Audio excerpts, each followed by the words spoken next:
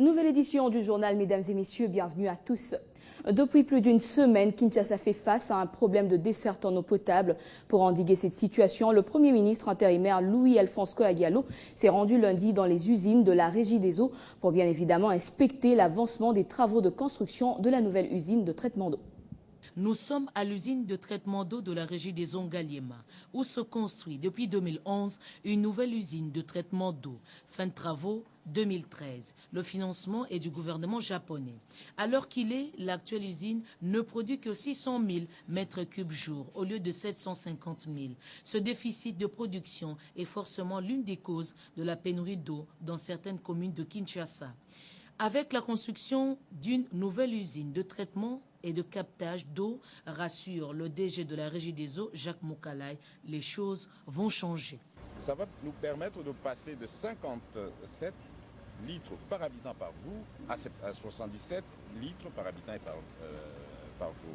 L'aboutissement des travaux de ce gros projet d'extension et de réhabilitation de l'usine de Ngaliema aura le mérite d'être l'accomplissement d'une des promesses du chef de l'État pour ce second mandat.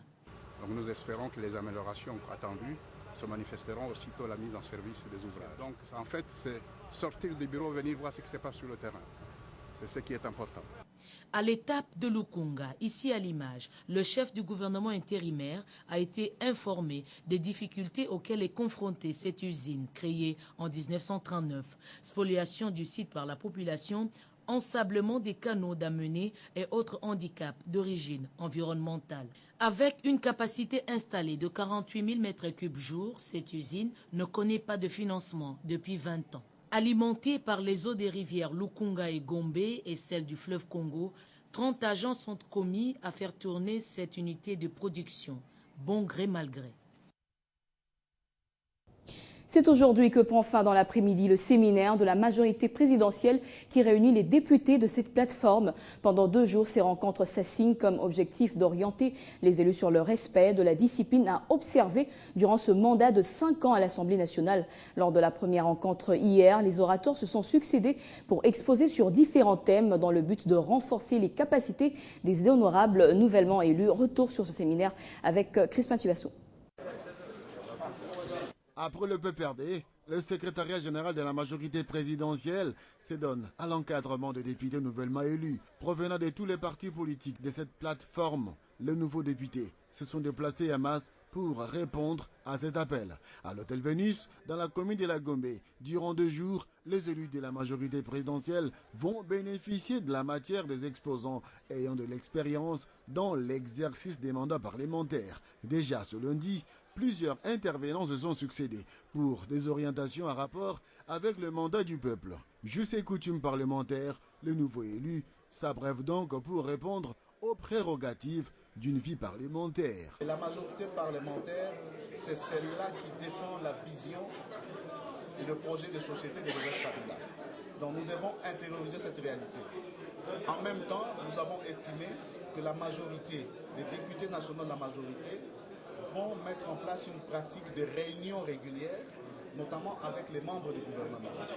De sorte qu'en amont, sans qu'il soit nécessaire de présenter une motion à l'Assemblée nationale, en amont, un ministre corrompu, un ministre poursuivi par la clameur publique pour immoralité notoire, en amont, entre nous, députés de la majorité, nous pouvons exiger qu'il soit démis.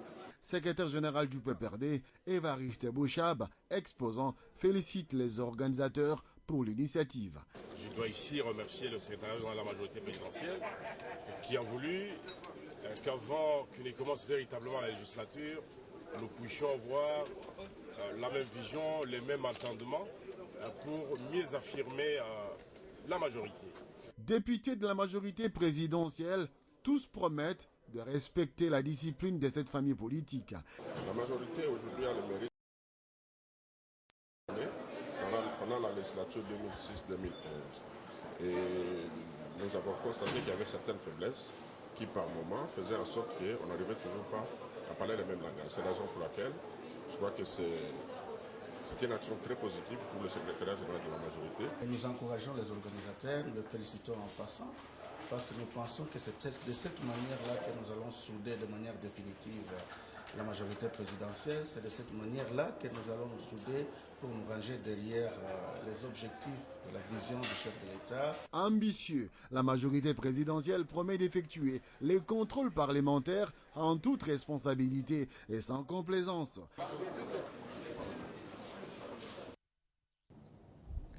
Évaluer les progrès réalisés actuellement par la RDC sur le plan de la réforme publique, tel était l'objectif du séminaire atelier tenu lundi à l'intention des membres de l'administration publique. Un séminaire animé par le coordonnateur de COREF qui juste après explicitait à la presse l'importance d'une bonne gestion, mais également des avancées significatives observées depuis 2004 en RDC. Suivez.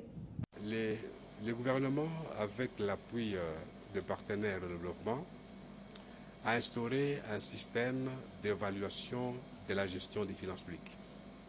Il y a plusieurs évaluations qui ont été faites et l'une de ces évaluations, c'est le cadre des mesures de la performance de gestion des finances publiques. Nous avons connu la première évaluation en 2008 et cette évaluation concernait les exercices budgétaires 2004, 2005 et 2006. Et les résultats étaient rendus publics en 2008. Après 2 ans, le gouvernement a, sur base des conclusions des évaluations en 2008, le gouvernement a adopté une stratégie de réforme des finances publiques et qui est construite autour de 5 piliers importants, à savoir la réforme budgétaire, la réforme de la fiscalité, l'amélioration de la dépense publique, la réforme de la comptabilité et la trésorerie et la réforme du système de contrôle. Et en 2012, par rapport aux efforts tels qu'ils sont perceptibles, le gouvernement a jugé bon d'organiser une seconde PFA en 2012. Et ça sera au mois de juin, pour essayer de voir quelles sont les avancées et quels sont les efforts qui ont été fournis par le gouvernement afin de constater ces sauts qualitatifs en matière de gestion des finances publiques. Mais comme l'événement sera au mois de juin, pour ne pas surprendre les gens, le gouvernement, à travers les COREF, a organisé un atelier où on devait sensibiliser les gens sur l'activité à venir. Révolution de la modernité au Bas-Congo, plus précisément à Matadi. Le maire de la ville, Jean-Marie Lukombo, a inspecté les travaux de construction et de réhabilitation des routes principales et secondaires. Les détails avec notre correspondant sur place, Jean-Louis Ndoula.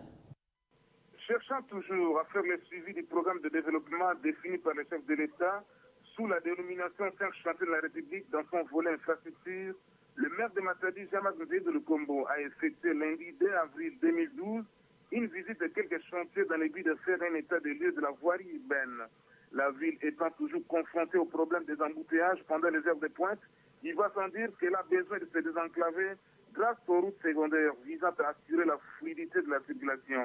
Le numéro 1 de Matadi, qui est accompagné du directeur provincial de l'Office de voiries et drainage OVD Bas-Congo, a inspecté des chantiers presque à terme, notamment celui de l'axe routier long de 1141 mètres qui va de Prokreti au débarcadère du Bongo de la commune de Matadi, dont les travaux de bétonnage ont été préfinancés et exécutés par l'entreprise chinoise Zingui, mais aussi celui de l'avenue Kinkanda d'une longueur de 1000 mètres, pour lesquels il ne reste plus que 200 mètres à bétonner par l'entreprise locale Gropano sur un financement du gouvernement de province.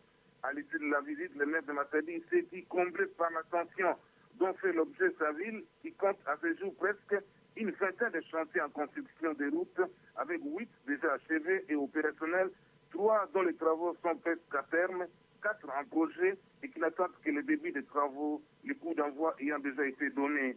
Jean-Louis Ndoulambila, Matadi, Télé 50. Et dans le reste de l'actualité environnement, l'Institut congolais de la conservation de la nature veut créer de nouvelles aires protégées en République démocratique du Congo. Cette volonté a été exprimée lors de la clôture du dernier séminaire de renforcement des capacités des responsables des agents des parcs et aires protégées organisé au parc de Kundelungu dans la partie centre de la province du Katanga. Toutes ces décisions ont été prises pour sauvegarder les forêts et lutter contre la déforestation, l'une des causes du changement climatique. toujours au Katanga, Ali Kassi, la grande cimenterie de la province Cuprifère, a ouvert ses portes lundi. Elle est issue d'un partenariat entre un groupe belge et la Générale des Carrières et des Mines. Cette nouvelle entreprise fonctionne avec un coût d'investissement de près de 170 000 $ américains. Ce partenariat permettra à la Gécamine non seulement de gagner des dividendes, mais aussi de réduire sa taille et de se consacrer essentiellement à son objet social qui est la production du cuivre et du cobalt. En dehors de nos frontières, les chefs d'État de la CEDEAO réunis lundi à Dakar menacent d'intervenir militairement au Mali et souhaitent mettre en place un embargo total contre la junte qui a pris le pouvoir. Les représentants de l'ONU, des États-Unis et de la France étaient aussi à Dakar, mais pas question d'intervenir militairement pour la France. C'est la position de Paris. Jules Moin.